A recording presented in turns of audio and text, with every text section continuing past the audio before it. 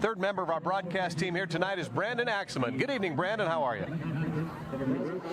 Thanks, guys. It's not often in Class A, at least in Nebraska, where you see two teams from different states battling it out. So just how do these two teams stack up comparatively to their respective classes? In Nebraska, there are 4 classes that has 11-man football: C2, C1, B, and A, which is the highest, which Omaha Westside is the #1 team of, Class A.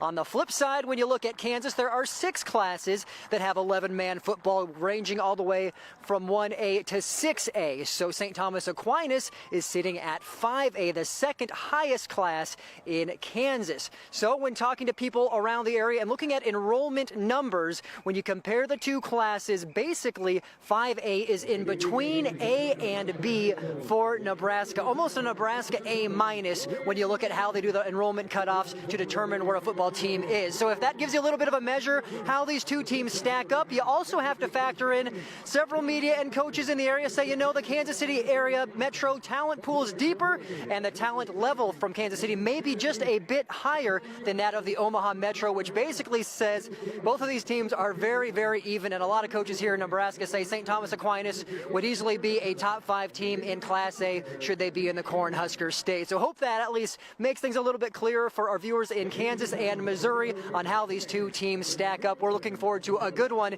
here at Omaha Westside. The Warriors, #1 in Class A, getting ready to take on the #3 team in Class 5A in St. Thomas Aquinas. We'll take a break, come back, hear from both head coaches, Coach Dreiling as well as Coach Freund, after this break.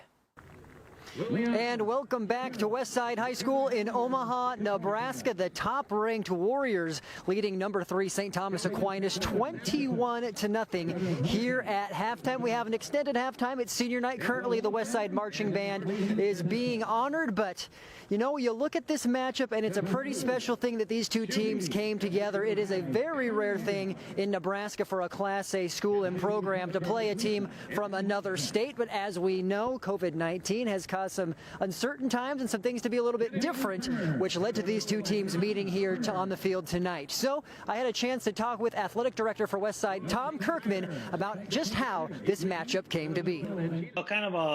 Well, welcome back. Here we're getting ready for the third quarter, 21-0. Westside with the lead. All 21 of those points coming in the first quarter. Had a chance to talk to both head coaches just a few moments ago. For head coach Dreiling, you know, he was pretty matter of fact, calm, cool, collected, but he said, you know, this is too good of a team. We can't turn the ball over, and he pointed to that second score for Westside, fumbling it inside the 10, creating a short field, which was a similar problem that they had last week against Lawrence. They got in a hole that they ultimately could not come out of, so he said, you know, we have to limit the mistakes. We're in a hole now, and the only way to get out is play sound football. No more turnovers, and of course, eliminating the big play when you have Cole Payton running loose for 59 and 60-yard touchdowns, respectively. That's not a recipe for success. On the flip side, for Westside head coach Brett Freund, he said, you know, a solid start, about as happy as we could be with it, but we're still actually trying to figure out what they're doing offensively because of the way they do this triple option.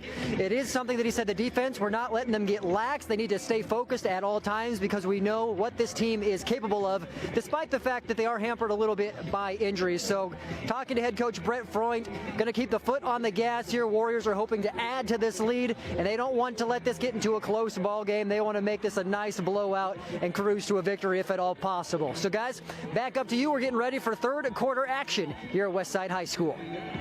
Let's go down to Brandon. Well, guys, pretty special game for someone on the officiating crew, and it's Greg Ottoman, the white hat. This is his final game of his 30-year career officiating here in the metro area. There's some coaches from other Omaha teams that are currently here on the sidelines watching. I had a chance to talk to him, and they just said, you know, he's a good-natured guy, lighthearted, and some of them use the word Teflon because, you know, as things can get intense like we're seeing now, even late in the game, especially in Class A in the Metro. Things can be sometimes difficult to manage as a crew, but they had nothing but nice things to say about Greg. And Andy, I know you up in the booth, you are pretty close to someone who knows a little bit about reffing, and to say you have a 30-year career doing so, something pretty special. So congratulations to Greg, and not a bad game to end your career on as well.